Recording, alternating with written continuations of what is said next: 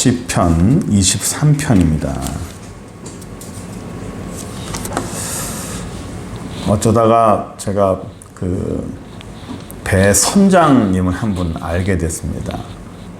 이분한테 제가 그랬어요. 눈에 보이는 것은 바다 위인데 저 바다 속을 어떻게 알고 언제 그물을 치냐고. 그 어군 탐지기를 보면서 저걸 어떻게 보냐고 제가 참 신기하다 그랬어요.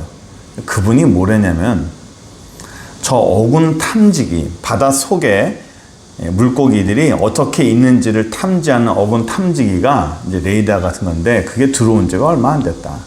사실 옛날에는 저런 거 없었대요. 어군 탐지기 없이 선장의 감을 믿고 간대요. 배를 타고 나가면 망망대해에 나가죠. 주변에 돌아보면 아무것도 없어요. 그런데 선장은요, 방향을 알아요. 방향을 알아서 어디쯤 가서 어디쯤에 그물을 펼치면 거기는 고기가 지나다니는 골목이라. 그래서 그쪽에서 그물을 치면 고기를 잘 얻을 수 있다. 우리가 볼 때는 그냥 망망대해입니다. 근데 어디에 고기가 있는지 어찌 알겠어요? 근데 선장은 그걸 알더라고요. 제가 부산에 와서 선배 목사님들이 데리고 와서 낚시를 몇 번 해봤어요. 그런데 그분들이 하시는 말씀이 바닷가에 낚시를 던진다고 무조건 잡히는 게 아니래요. 낚시도 포인트가 있답니다.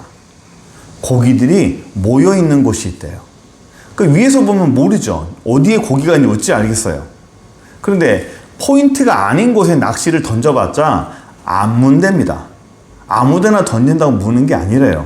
그래서 바다에 다 놓으시면 던지면 무는 거 아니냐고. 고기들은 어디나 다 있는 거 아니냐고. 그랬더니 아니래요. 고기가 어디나 있는 게 아니랍니다. 고기들도 자기들이 모여 있는 곳이 있고 지나다니는 길이 있대요. 그래서 선장은 그 망망대해 아무것도 없는 그곳에 딱 이쯤이면 있다 하고 이 그물을 펼친답니다. 제가 이 말씀을 왜 드리냐면 성경에 나올 때 이 목자가 나오고 양이 나오고 목자가 양을 끌고 나오는데 우리는 오늘도 2절에 나오면 푸른 초장을 생각할 때 대관령의 목장처럼 온 천지가 푸른 풀밭이고 그런 곳에서 이렇게 양들이 뛰어놀고 그림에 잘 나오잖아요. 그런 곳을 우리는 상상하는데 사실은 이 이스라엘 그쪽의 광야는 바다 같아요. 광야입니다. 사막이에요. 아무것도 없어요. 아무것도 없는 그게 기본입니다. 어쩌다가 갈릴리 위쪽에 조금 이렇게 풀밭이 있는 그것 빼고는요, 이스라엘 전체는 다 사막이에요. 그리고 아래로 가면 더 사막이고요. 제가 한번 충격적인 거를 봤는데 광야를 한참 내려가다가 주변에 아무것도 사막이죠. 그 360도 뺑 돌아보면 초록색이라고는 전혀 보이지 않는 사막 광야 한가운데 어떤 목동이 양이 딱 눈에 봐도 한 200마리 정도는 되는데 그 양을 끌고 걸어가요. 사막 한가운데를. 제가 굉장히 충격을 받았어요.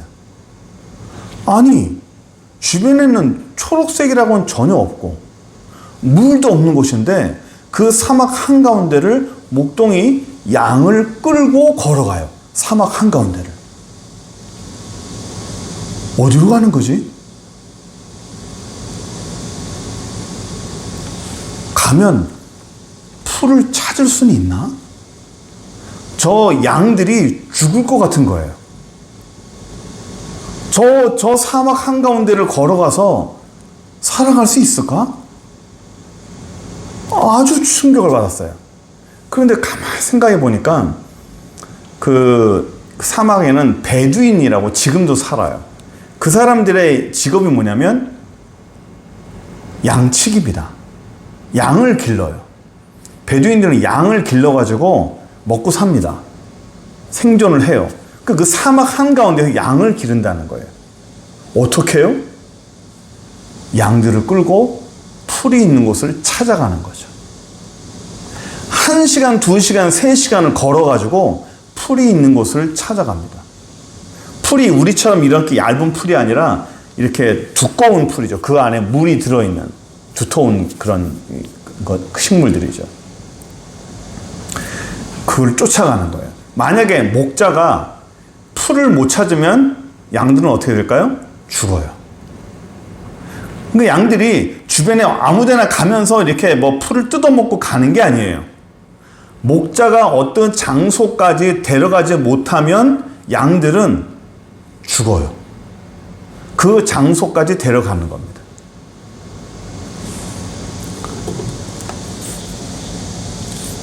그래서 우리는 양이 우리가 있고 뭐 이렇게 생각하겠지만 일반적으로는 양들이 그 우리에서 벗어나잖아요. 그럼 기본적으로 4일, 일주일, 보름 동안 밖에 있어요. 그 양들은 밖에서 다 먹고 자고 이렇게 합니다. 그렇게 해서 다 거느리고 와서 그 다음에 다 나눠주고 이렇게 하는 거예요. 굉장히 멀리 가는 거죠. 그래서 이 3절 한번 볼까요? 2절 먼저 볼게요. 그가 나를 푸른 풀밭에 누이시고 쉴 만한 물가로 인도하신다는 말은 대관령처럼 푸른 초장이 아니고요. 나를 푸른 풀밭으로 인도하시는, 누이신다는 것은 사막을 가로질러서 죽음의 골짜기를 지나가서 푸른 풀밭으로 목자가 인도하는 그 길을 따라간다는 거예요. 그 3절 보시면 내 영혼을 소생시키다는 거죠. 저는 이번 주에 사실은 예레미야를 보면서 예레미야를 보다가 갑자기 거기서 이제 23편이 연결돼서 은혜를 받은 거예요. 평상시 항상 보던 건데 너무 은혜가 돼서 오늘 나누려고 하는 겁니다. 내 영혼을 소생시킨다는 말은 다른 말로 한다면 죽을 고비를 넘기고 있다는 거예요. 언제요? 광야를 가로지러 가고 있어요. 물이 없어요. 먹을 게 없어요. 죽을 것 같아요. 근데 목자는 앞에서 가고 있습니다. 저 목자를 따라가지 않으면 그 양은 반드시 죽어요. 주변에 내가 먹을 수 있는 게 아무것도 없습니다. 무조건 따라가야 살아요. 죽을 것 같고 힘들 것 같고 포기할 것 같고 이제는 더 이상 살 수가 없을 것 같은데 그 고비를 넘겨서 뭘 찾은 거예요? 목자가 풀밭을 찾은 거예요. 그래서 그 풀을 먹고 갈증을 해소하고 배고픔을 해소하는 겁니다. 저는 이 소생시킨다는 말을 보면서 하나님 우리 인생이 죽을 고비를 참 얼마나 많이 넘겨요. 뭐 살다가 보면 사고로 죽을 뻔한 일이 많이 있잖아요. 또 더 이상 살고 싶지 않다라고 하는 그런 생각도 우리 있지 않습니까?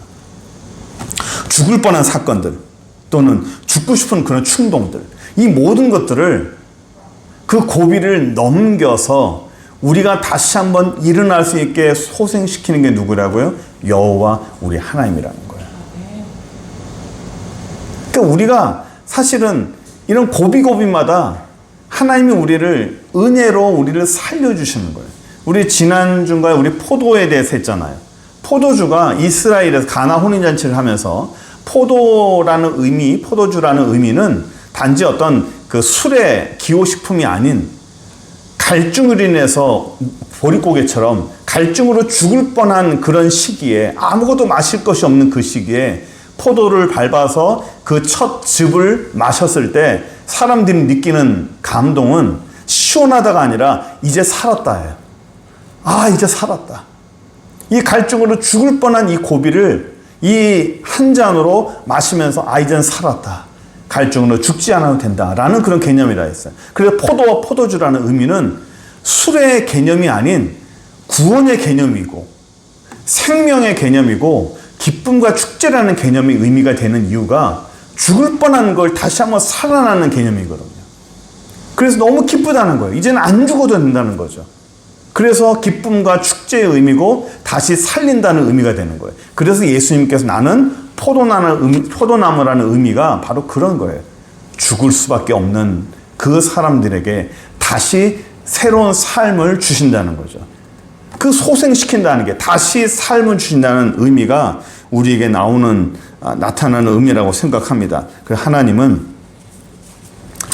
우리가 살다 보면 죽을 뻔한 고비도 넘기고 죽고 싶은 그런 그런 기회도 있지만 하나님은 우리를 죽이지 않는다는 것, 우리를 망하지 않게 한다는 것.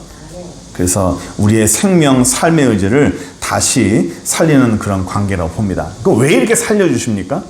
왜 이렇게 우리를 다시 소생시켜 주냐면, 우리 지난주 했듯이 하나님과 우리의 관계, 우리 출애굽기 27장에서 얘기했듯이 관계를 맺을 때 아버지와 아들과의 관계, 그리고 신랑과 신부와의 관계를 맺었기 때문에 나는 하나님을 나의 주님으로 모시겠습니다.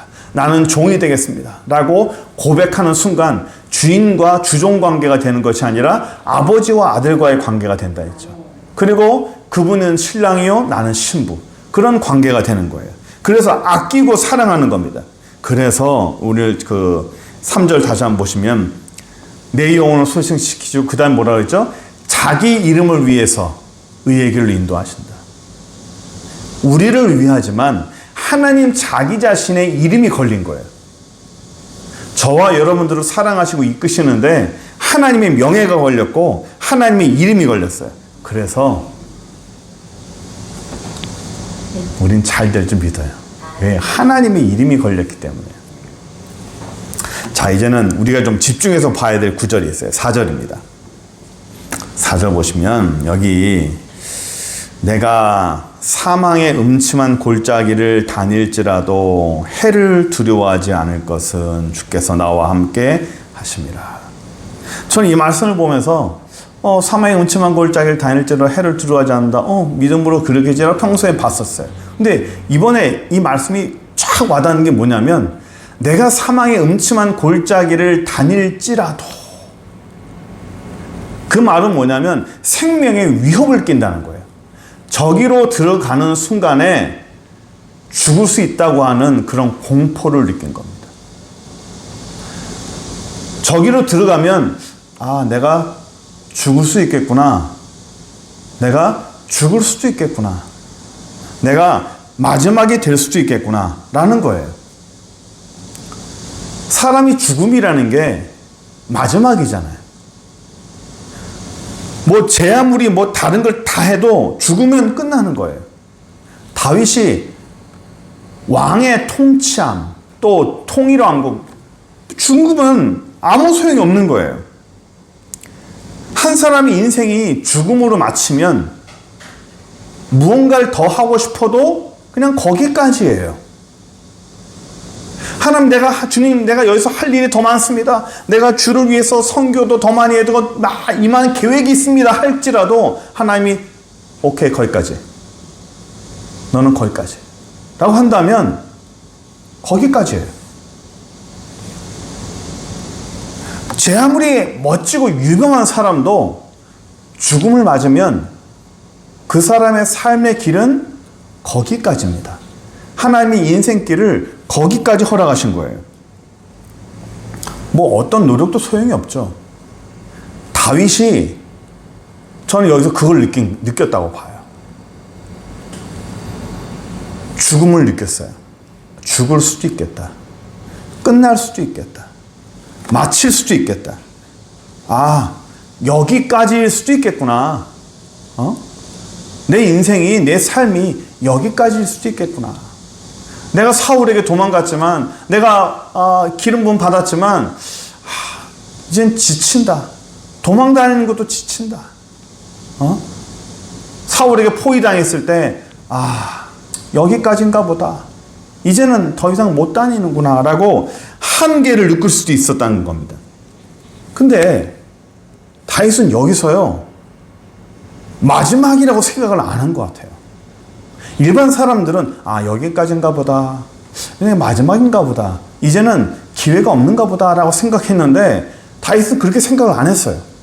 사망의 음침한 골짜기로 내가 들어갔는데 이제는 죽음이라는 게 내 앞에 왔고 포위가 됐고 내가 이젠 죽겠구나라는 생각을 해서 여기까지인가 보다라고 생각했는데, 일반적으로 그렇게 생각했는데 다윗은 그렇게 생각하지 않았다는 거예요.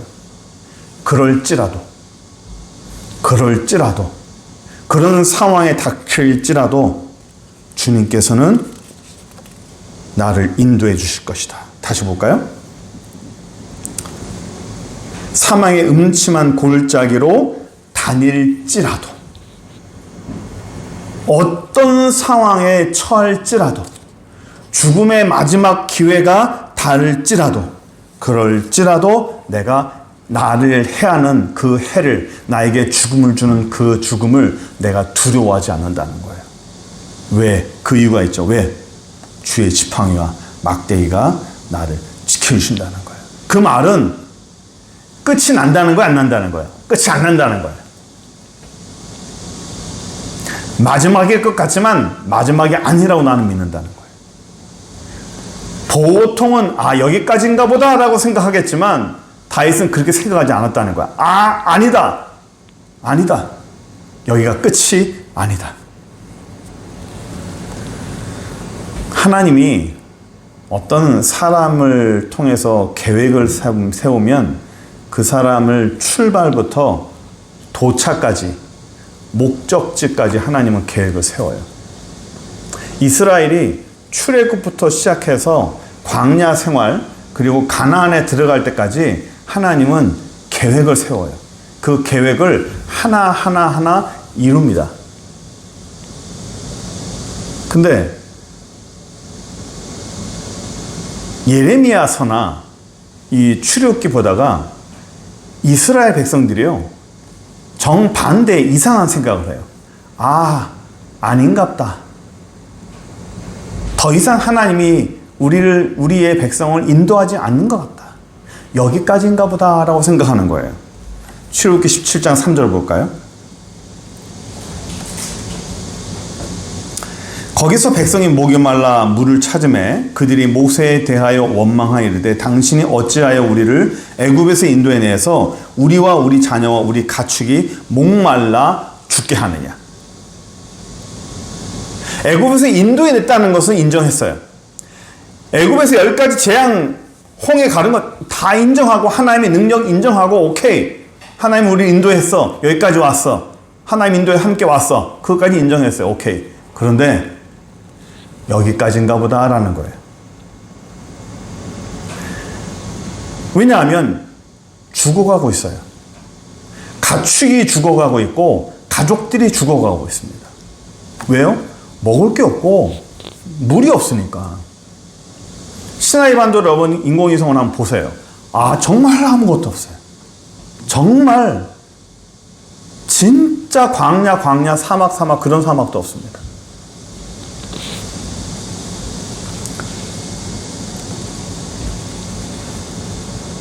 하나님이 인도한 것까지는, 애굽에서 탈출한 것까지는 인정하겠다. 우리가 노예 신분에서 이제 자유인 신분으로 넘어온 거, 오케이, 그것까지 인정하겠다.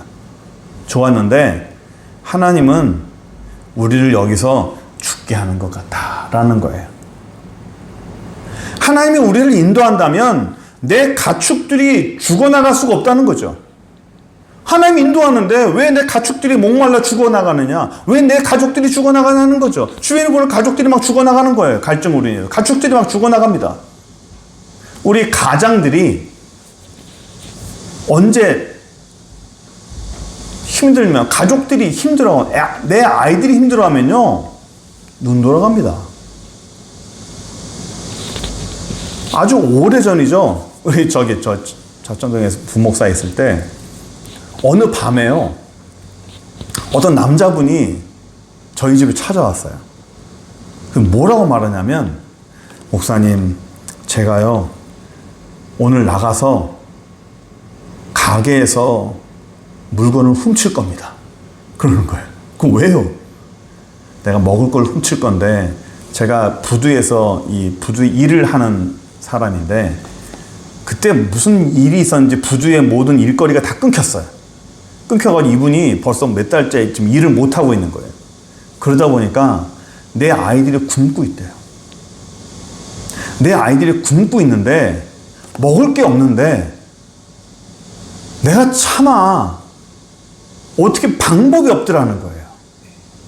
그래서 이제는 도저히 안 되겠다. 내가 가서 먹을 걸 훔쳐야겠다는 거예요. 훔쳐야겠는데 저한테 허락받으러 온 거예요.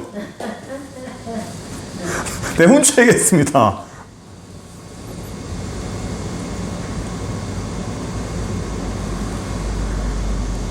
너무 착하게 생기고 너무 선하게 살았는데, 그러니까 이제 목사님한테 얘기라도 하면 좀 훔치는 게 좀 상쇄되지 않겠냐, 그런 마음이었을 것 같아요. 너무 가슴 아팠어요. 너무 마음 아팠어요. 내 자식이 굶고 있는데 그를 가만히 보고 있을 부모가 어디 있습니까? 오늘 본문도 똑같아요. 내 아이들이 갈증으로 죽어가고 있습니다. 가축들이 죽어가고 있어요. 하나님이 살아계시는데, 하나님이 함께 하시는데 어떻게 내 가축들이 죽어나갈 수 있으며 내 가족들이 죽어나갈 수 있냐는 거죠. 하나님은 무관심하다. 하나님은 우리가 죽는 거에, 우리가 사는 거에 별 관심이 없다. 끌어내서 인도하시는 것까지만 하나님 인도하셨고, 이제는 이 광야에서 우리를 죽게 하시는 것 같다. 여기까지인가 보다. 여기까지 하나님 인도하시는 것 같다. 그래서 이 사람들이요, 절망을 한 거예요. 이런 게 있잖아요. 광야라는 게 가다 보면 어디로 가는지 모르잖아요. 도착점을 몰라요. 하나님 인도하시는 대로 가는 거예요. 우리가 광야하면 뭐 평지를 생각하겠지만 이스라엘이 다녔던 그 광야는 산지입니다. 산이 너무너무 많아요. 산도 몇 개를 막 넘고 해야 됩니다. 저 산을 넘고 요 골짜기를 넘으면 뭐라도 있겠지. 저 산을 넘으면 푸른 풀밭이라도 있겠지. 요 골짜기 넘어가면 힘들지만 요 골짜기 넘어가면 그래도 우리가 살 수 있는 뭐라도 평지가 있을 거야. 푸른 초장이 있을 거야. 라고 사람들은 고비를 넘어가면서도 서로 위로해가면서 가는 거예요. 어딘지 모르니까 갑니다. 근데 산을 넘어갔는데 또 산이 있어요. 아휴, 그래도 또 한번 넘어가자. 그 산을 또 넘어갑니다. 넘어가서 힘들게 넘어갔는데 그 앞에 또 산이 있는 거예요. 우리 어디까지 가야 돼? 해는 뜨겁고 물은 없고 먹을 건 없고 애들은 울고 가축들은 목말라 하고 있는, 힘들어하고 있는데 이제는 산 올라갈 힘도 없어요. 근데 더 가래요. 그래, 가보자. 가다 보면 또 하나님 인도하시는 게 있겠지 하고 갑니다. 넘어가는데 역시 없어요. 그 사람들이 지쳐가는 거예요. 내 아이들이 죽어가고 가축들이 죽어가고 이제는 힘이 없어 걸어가지도 못해요. 아, 여기까지 하나님이 우리를 인도하나 보다. 여기까지만 하나님이 우리를 인도하는가 보다. 여기가 끝인가 보다 라고 생각하는 거예요. 예레미야에는요, 좀 이따 보겠지만 더 기가 막힌 게 많아요. 하나님은 거기까지만 인도하신 거고 하나님이 없어. 하나님 우리를 인도하지 않아 라고 자기들 스스로 얘기해요. 생각을 잘 해야 돼요. 우리 지난번에 했지만 사람의 생각은 내가 생각하고 내가 판단하는 것 같지만 우리 육신의 생각의 대부분은 사단이 밀어넣어줘요. 우리를 망하게 하는 사단의 생각은 우리를 반드시 좌절시킵니다. 그 생각을 통해서 판단을 하게 되고 그 생각을 통해서 판단하고 그 판단하는 것은 반드시 행동으로 옮기게 돼 있어요. 말을 하고 행동을 합니다. 생각을 집어넣어주면 그 생각을 통해서 내가 결정을 하고 그 결정을 통해서 내가 말하고 내가 행동합니다. 그 모든 원인을 제공한 건 누구예요? 사단이에요. 생각을 정말 잘해야 돼요. 생각 하나 잘못하게 되면 그 결과물이 너무너무 차이가 나요. 그 생각 하나 잘못된 것 때문에 결과물 차이가 너무 차이가 많이 나는 겁니다. 하나님은 우리를 여기서 죽게 하는가 보다. 여기가 최종 목적지인가 보다. 죽음의 공포가 몰려옵니다. 소망이 끊어지고 희망이 끊어집니다. 그래서 포기하는 거예요. 근데 하나님의 목적지는 어디죠? 가나안이에요. 가나안에 사람들이 모르는 거예요. 왜 가나안까지 못 가죠? 안 보이니까. 17장, 출애굽기 17장 7절 볼까요? 여기 보면 또 기가 막힌 말이 있어요. 그가 그곳 이름을 마사 또는 무리바라 불렀으니 이는 이스라엘 자손이 다투었으며 또는 그들이 여호와를 시험하여 이르기를 여호와께서 우리 중에 계신가 안 계신가. 여호와께서 우리 중에 계신가 안 계신가라는 그 말의 뜻은 뭘까요? 없는 것 같다라는 거예요. 하나님이 없는 것 같아. 하나님이 있으면 우리 가족들을 죽게 할 수 있냐? 하나님이 계신데 우리 가족들이 죽을 수 있어? 이런 일은 없지. 하나님이 계신다면. 끝까지 간 거죠. 예레미야 5장 12절 볼까요? 그들이 여호와를 인정하지 아니하며 말하기를 여호와께서는 계시지 아니하니 재앙이 우리에게 임하지 아니할 것이요 우리가 칼과 기근을 보지 않을 것이다. 하나님 없다고 생각하는 게 마음 편하다는 거죠.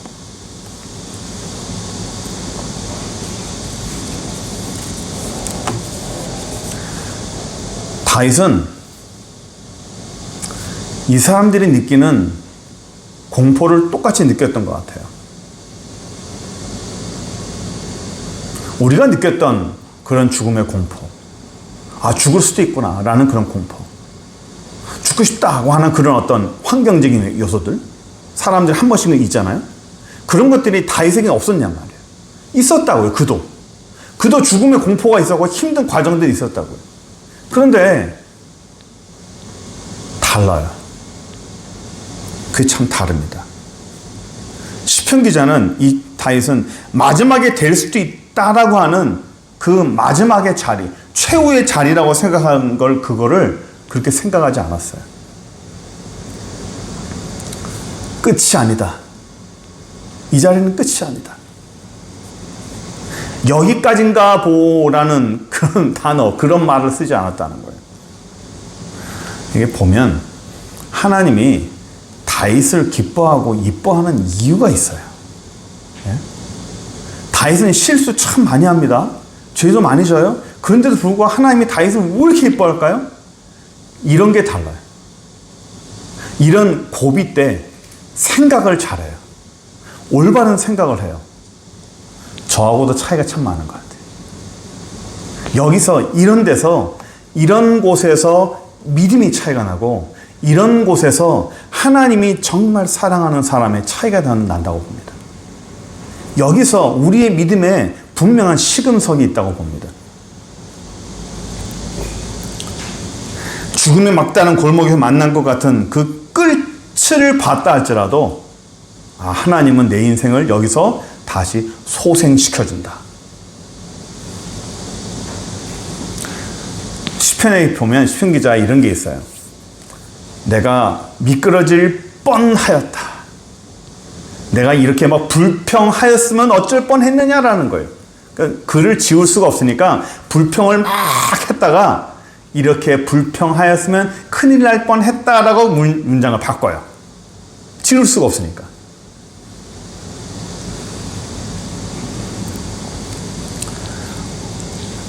(6절) 한번 볼까요? 이게 참 마음에 드는 게 있어요. 시편의 23장 6절에 보시면 제가 글자 바꾼 거 있죠. 네, 보시면 읽어볼까요? 여기 뭐 하나 그어놨죠, 중간에. 평생에. 네? 내 평생. 이거 저희 예인이가 이거 물어보더라고요. 이게 뭐예요? 저희 찬양할 거예요? 찬양 아니야. 이게 뭐예요, 근데? 그냥 너 알아봤어요. 그대로 읽는 거야. 내 평생에. 예? 우리 인생 내 평생의 선하심과 인자하심이, 그 다음에 색깔이 다르죠? 반드시 나를 따라요. 너무 은혜가 돼요. 반드시 따른다고요. 이 반드시라는 말이 평소에는 그냥 읽었는데 이게 어떻게 이렇게 크게 보이는지 몰라요. 반드시 나를 따라요. 내 평생의 선하심과 인자하심이 반드시 나를 따라요. 이 반드시라는 말은 분명하다는 거거든요. 확실하다는 거예요. 반드시 나를 확실하게 따르는데 그 위에 보세요. 선하심과 인자하심이라고 하죠. 이 선하심이라는 단어는 하나님의 계획이에요. 하나님의 계획. 하나님의 계획과 하나님의 인자하심. 인자하심이라는 걸 그때 한번 설명했죠. 긍휼이라고 했습니다. 긍휼. 그 휼자 한자를 제가 설명해 드렸죠. 휼자가 한자를 내가 안 했구나. 마음심변에 피열자라고 그랬잖아요. 마음과 피로 그 마음을 안다고 그랬어요. 피를 나눈 자만이 그 마음을 안다고 그랬죠. 우리 자녀들 몸속에 누구의 피가 흘러요? 부모의 피가 흘러요. 그래서 부모는요, 자녀를 위해서 죽어줄 수 있어요. 왜? 피를 준 자는 피를 받은 자를 위해 죽을 수 있어요. 우리 안에는 누구의 피가 흐르죠? 예수님의 피가 흘러요. 피를 준 자는 피를 받은 자를 위해 죽어줄 수 있어요. 무엇이든 해줄 수 있어요. 그게 긍휼이에요. 그러니까 내 평생에 하나님의 계획과 하나님의 긍휼하심, 얼마든지 죽어줄 수 있는 그 피를 나누는 그 은혜가 반드시 따른다고요. 반드시 나를 따라와요.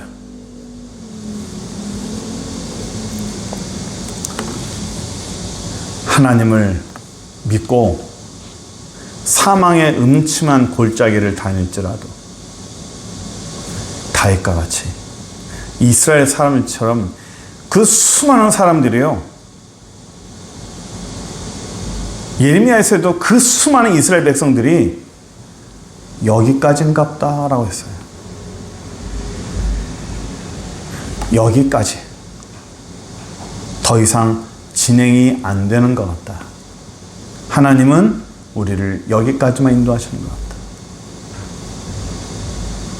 그런데 시편 23편은 그렇게 말하잖아요. 하나님의 관점으로 여호와는 나의 목자시고 우리를 소생시키시고 다시 살리시고 죽을 것 같은, 죽을 뻔한 그런 모든 환경에서 우리를 다시 살려주시고 우리 인생 평생에 하나님의 계획과 하나님의 긍휼하심이 반드시 저 여러분들을 따라가는 줄을 믿으시기 바랍니다. 하나님의 은혜는, 하나님의 성품은, 하나님의 계획은, 하나님의 긍휼하심은 반드시 함께한다는 것을 우리가 믿고 오늘도 살아가는 저 여러분들에게 바랍니다. 기도하겠습니다.